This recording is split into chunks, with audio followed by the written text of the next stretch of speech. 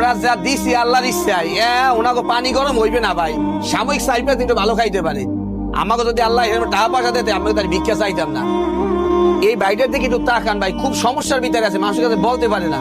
কি সমস্যা আমাকে একটু কন দেয়, আমি একটু বলি। আমার সমস্যা হলে আনে যে চলতে বলতে কষ্ট হয়, মেরুদণ্ড ভাঙ্গা, আনে রড পরানো আছে, আনে ডাক্তারও দেখাইতে পেরেছেন টাকার অভাবে, আনে খাইলে যে যে দুইটা দেয় হ্যাঁ আনার দিতে চায় না কেউ, এইখানে আনে আমি করিয়ে আছি না খাইলে মহিলা লইয়া চলতে পারতে খুবই কষ্ট হইতেছে।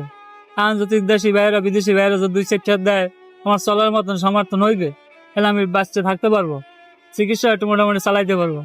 আর আমার এই টাকার অভাবে চিকিৎসা বন্ধ বর্তমানে, আর আমি কিছু করতে পারতেছি না। আর কেউ আমার 200 আত্মীয় স্বজন যা আসলে আর হ্যাঁ তেমন একটা দেয় না, আর আমি চিকিৎসা লাগতে না, সব নিঃস্ব হয়ে গেছে আমি টাকা পাবো। দেশ ও প্রবাসে যে বাইরে আছেন, আপনারা যদি আল্লাহ রাস্তায় ফিসেবিল্লাহ 2-4 টাকা দান করতে চান, তাহলে এই বাইরের মুখের দিকে একটু তাকান ভাই। টাকা পয়সাতে করবেন কি ভাই? যারা শিল্পপতি আছেন, কোটিপতি আছেন, টাকা পয়সা তো কয় বড় নিতে পারবেন না, কাপড়ের পকেট নাই। জীবনে বহু জানা আমাদের দাঁড়াইছেন, কেউ নিতে পারে না টাকা পয়সা। আমরা যে 2-4-5 আল্লাহ রাস্তায় দান করেন, পরিবারটা একটু ভালোভাবে চলতে পারেন, চিকিৎসা যদি ঠিক মতো করতে পারে, হেলে আমাদের ভিক্ষা চাইবে না ভাই। হেলে আবার সুন্দরভাবে আবার রাস্তাঘাটে 2 সেন্ট ইনকাম করলে পরিবার হাসি মুখ ফুটাইতে পারে।